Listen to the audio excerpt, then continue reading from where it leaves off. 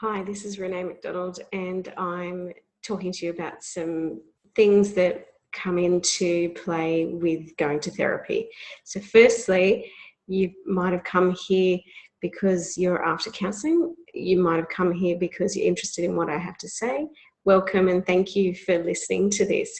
So I wanted to talk about change and how change is possible in therapy.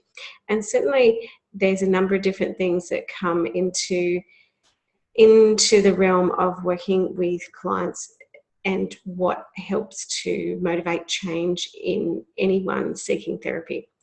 Firstly, often people come to counselling, psychotherapy, psychology, or social work, or a worker of any of those fields because they're wanting something in their life to change. So what actually helps to drive change? Certainly, there are a number of different factors, and hope is actually one of them. Often therapists and counsellors have to hold hope. So there's different aspects of therapeutic change. So that essentially means when you are seeking counselling, what helps to bring about change?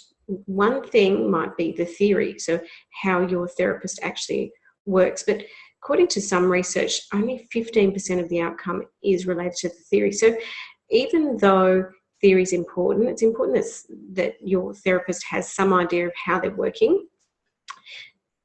That seems to be not the most important aspects. There's three other aspects, and that's the relationship, the alliance, and hope. Oftentimes the therapist has to hold hope for the client, and that's one aspect, until such time as the client regains hope.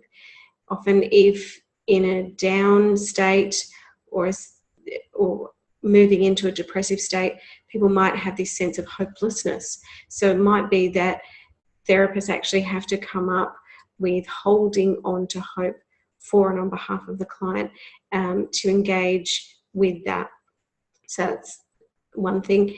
And then the therapeutic alliance. So that's whether or not you get along with your therapist, whether you like the therapist, and whether you feel you have a professional relationship.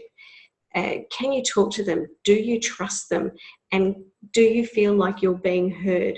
All of these things come into helping you change your life for the better, so that you don't feel like you're being directed in a particular way, and also just feeling like you've been validated and that you have actually been truly heard and your problems have been worked out to the way you want them to be worked out. So thank you for listening, and I'll see you again for the next one.